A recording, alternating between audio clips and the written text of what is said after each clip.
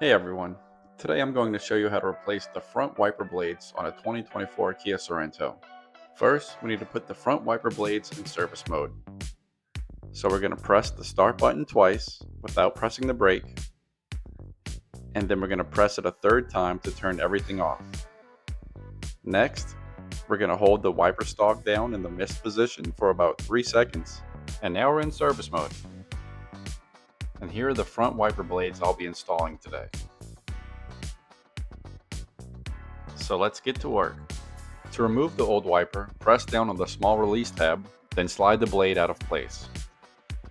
Then on the new wiper blade, open this tab here so we can slide the wiper arm hook into place.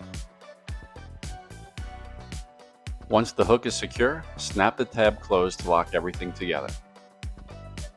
And that's one wiper down. Now we'll move over to the other side and repeat the same process. And just a quick reminder, press the release tab to remove the old blade. Make sure you open the tab on the new one, slide the hook in, and snap it closed to lock it down. And you're done. Both wiper blades are replaced and ready to go. Hope this video helped, and thanks for watching.